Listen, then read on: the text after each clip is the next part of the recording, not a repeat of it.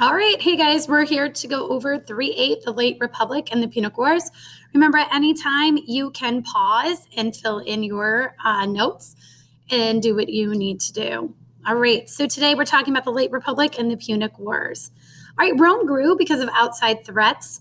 We have Gauls attacking Rome and taking over the city. Romans gave them a large sum of money to leave, and they did. Many others are going to attack Rome. Rome's going to defeat these people and take over their land.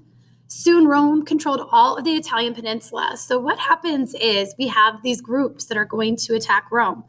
Now, Rome's just trying to defend herself, right? But every time she wins, she gets a chunk of land in return, right? So she gains all of the Italian peninsula just for protecting herself. All right, so as Rome's power grew, other countries came to see the Romans as a threat to their own power and declared war on them. In the end, Romans defeated their opponents, and Rome gained territory throughout the Mediterranean. So our blanks here are outside Italian and Mediterranean. All right, so here's where we started, this tiny little speck, and then all these groups over here are going to attack Rome. Rome's going to win, and then they get them in return. So it'd be like if Mr. Gaber's room attacked us, we win. We not only keep control of our room, but we get his room too. All right, so the Roman army is a century, which is a group of 100 Roman soldiers, and we have a legion, which is a group of usually 6,000 Roman soldiers. The organization of the Roman army helped the Romans defeat the Macedonian phalanx and expand.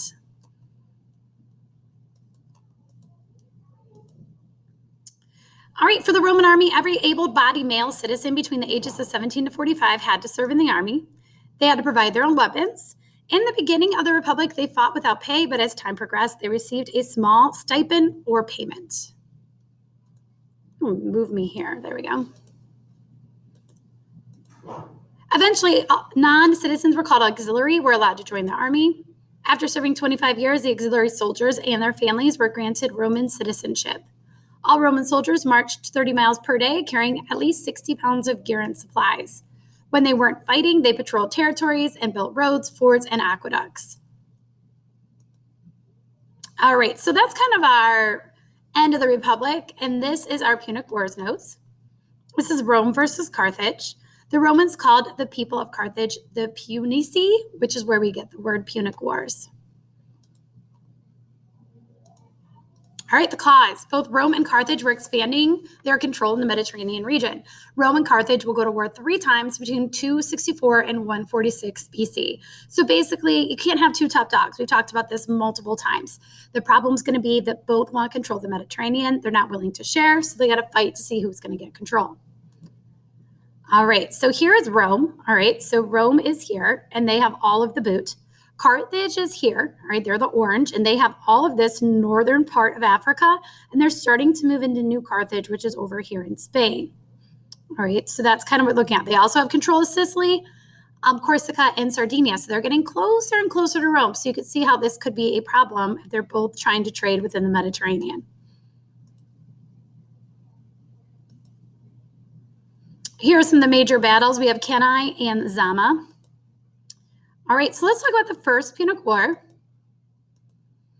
Fighting on the Mediterranean Sea, the Romans rammed their ships into the Carthaginian ships and ensnared them with grappling hooks. Once ensnared, the Roman soldiers crossed over to the enemy ships and fought hand to hand. All right, and the Romans needed to build a navy before they could do this. The results, Carthage had to give up Sicily, Sardinia, and Corsica and pay the Romans a huge amount of money or payment for war damages. Rome wins the First Punic War, and Rome later asks General Hannibal to step down. All right, the Second Punic War is really where all the action takes place. This is kind of be the game changer or the deciding factor, this Punic War right here. After refusing to step down. So someone asks one of the most powerful men in the world to step down, what's going to be their response? So Rome asks General Hannibal to step down. And he's like, step down? You want me to step down? I'll show you step down. And he assembles an army with war elephants.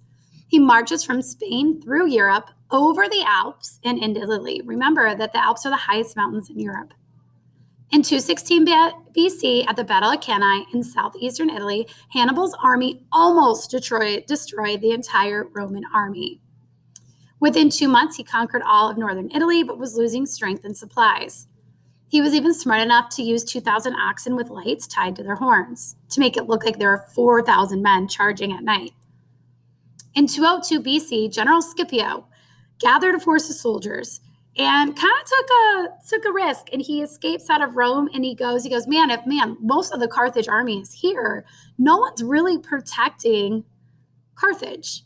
So he sneaks out to go attack Carthage itself. Hannibal gets word he has no choice but to race back in order to defend his city. So they meet at the Battle of Zama, and Scipio and the Romans are victorious. Ooh, I did not want that to happen. Carthage had to give up its colonies to Spain and give their navy to the Romans and pay another indemnity to Rome. Carthage remained independent but lost most of its power and wealth. This was like the big battle out of the two. So you need to know Hannibal is from Carthage and that Scipio is from Rome, and that Rome wins. And spoiler alert, Rome wins all of them. All right, so here's where Hannibal's marching. So this is where Rome tells him to step down. Right? Then for 18 years, he's going to march with his war elephants all the way up here over the Alps, down the leg, down the boot, right around the city. It's at this point that Scipio sneaks out of Rome and goes to attack Carthage. That's where Hannibal has to decide, man, I can't stay here. I have to go defend my city. They meet at the Battle of Zama in 202 BC, and Carthage loses. All right, Third Punic War is really not a war. It's kind of a one-sided smackdown, and we'll talk about that in a second. But over the next 50 years, Carthage rebuilds some. They regain some prosperity. To the Romans, this is absolutely ridiculous. This can absolutely just not happen. So many Romans still harbored anger, and in 149 BC, the Roman Senate declared war on Carthage. All right, when Rome goes in, they attacked Carthage one final time. Number one, they went into the homes, slaughtering the inhabitants. Those that were not killed were sold into slavery.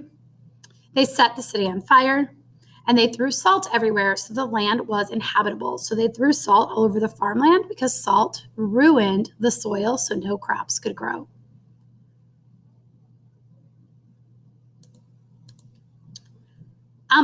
The results are Carthage no longer existed. Obviously, Rome wins. At the end of this, guys, this is the important part. So because Rome wins, they gain all of the land, all right, that Carthage had. All right, so they're going to gain this land up in here and over here, and then they're going to continue to spread, because once you get that, momentum, you don't want to stop. And human nature is we always want more. So after they get all that land from Carthage, they're going to continue to expand their lands. And you can see we started, remember, as this tiny little speck. Then we got the whole boot by defending ourselves. Then we defeat Carthage and we get those lands, and then we just can't help ourselves and we keep going.